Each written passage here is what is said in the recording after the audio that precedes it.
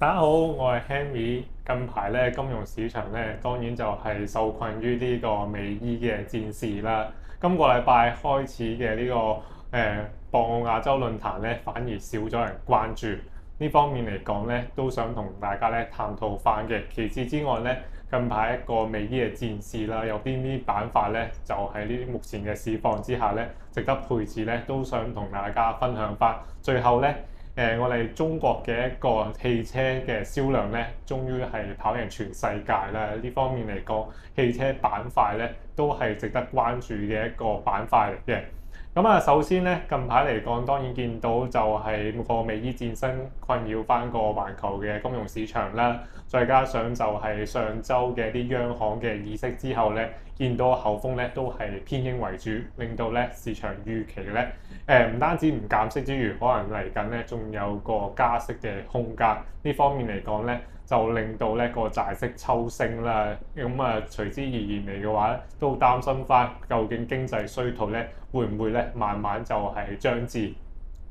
呢個情況之下咧，其實就美伊戰爭個變數咧都比較大嘅。參考翻一啲嘅預測嘅市場啦，就係一啲事件嘅預測市場 Polymarket 咧，就係咧根據最新嘅一個數據咧，都係預計咧，就係如果咧一旦嚟講美國咧一個地面部隊去到伊朗嘅話咧，喺3月尾發生個概率咧，就預計緊咧就係大概咧27%左右。4月尾咧，即係相關嘅事件發生概率咧，就去到咧大概57%左右。Polymarket 亦都有一啲預測啦，就係咧預測緊如果美國同埋伊朗咧，就係6月底咧達成翻個和平嘅談判協議，發生個概率咧，就係接近咧就係60%左右。呢方面嚟講咧，都可以反映翻咧，其實目前嚟講咧，即使喺預測市場或者啲金融市場咧，都預期咧今次個戰事咧係比之前嚟講咧預計咧就比較長啦。呢方面嚟講，隨之而言嘅嗰個通脹嘅升溫啊、債息嘅抽高啊，呢方面咧都會咧困擾翻個市場嘅。喺個美股板塊嗰方面配置嗰方面啦，喺呢段期間可能咧，都喺啲能源嘅板塊咧，就係相對嚟講咧，就會睇高一線啦。相對防守啲嘅，就可能揀一啲咧，就係啲醫療健康啊。始終呢方面嚟講咧，對於個經濟週期個敏感度比較高啦。再加上一啲必須消費啊、公用股咧，其實咧都有能力咧，將嗰個成本咧轉嫁俾一啲下游嘅一啲一啲客戶群呢方面嚟講咧。其實咧預期嚟講咧，喺目前嘅市況之下咧，都相對嚟講咧比較防守啲嘅配置。至於一向嚟講，一旦嚟講真係到咗個加息環境啦，其實對於一啲銀行板塊嚟講咧，其實都有個利好嘅空間嘅，尤其是一個淨利息咧都有擴闊嘅空間。不過咧近排嚟講，市場咧都擔心翻啲私募信貸嗰方面嘅一啲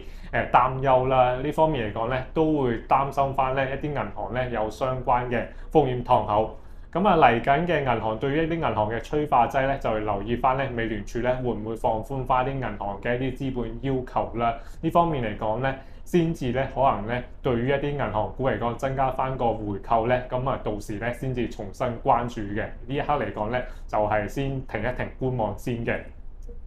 第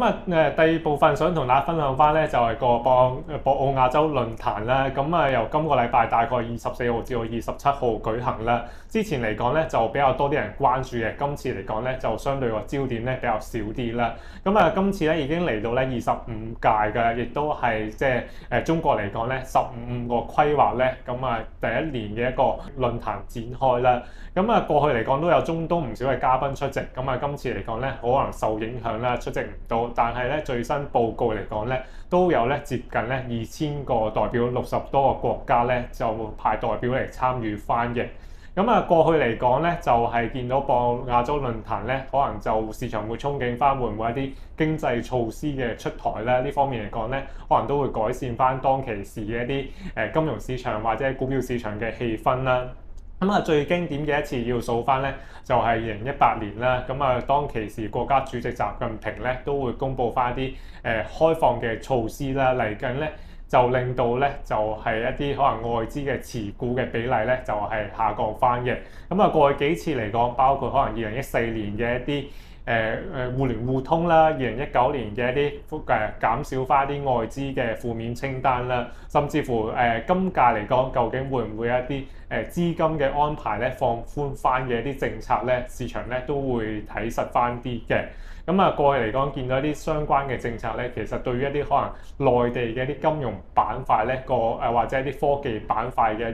啲利好消息咧，就會可能多少少啦。咁呢方面嚟講咧，都可以睇實翻嘅。咁啊，最後咧就係想同大家分享翻，就係呢個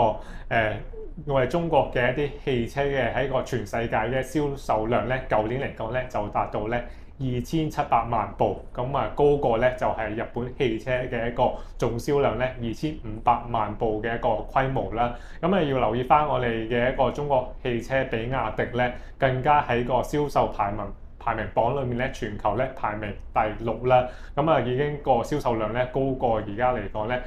福特啊，甚至乎高過咧就係呢個日產啊、本田等等。咁喺個新能源汽車嗰方面，更加比亞迪個銷量咧，更加係多過咧比呢個 Tesla 嗰方面啦。咁啊要留意翻咧，今次嚟講個地緣政治咧，都令到咧個油價升咗唔少，所以咧嚟緊咧即係令到一啲客戶群咧，可能咧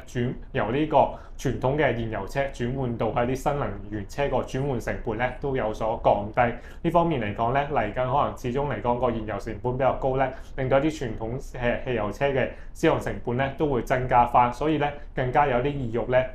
就係咧轉向咧使用翻啲新能源汽車啦。咁呢方面嚟講咧，對於一啲中國嘅新能源汽車咧，尤其是海外市場咧，都係一個契機嚟嘅。可能咧嚟緊個海外市場各方面嘅一啲訂單啊、銷量咧都會有所改善，所以咧尤其是近排咧都可以見到咧喺市況相對波動之下咧，其實見到比亞迪嘅股價啊、吉利嘅股價咧，其實近排嚟講咧都跑贏翻個大市。咁有冇一啲可能相對嚟講咧追落後嘅一啲中國新能源車嘅企業咧？其實咧一啲嘅股價一啲嘅公司咧嚟緊都可能有個追落去嘅憧憬，呢方面咧都可以留意翻嘅。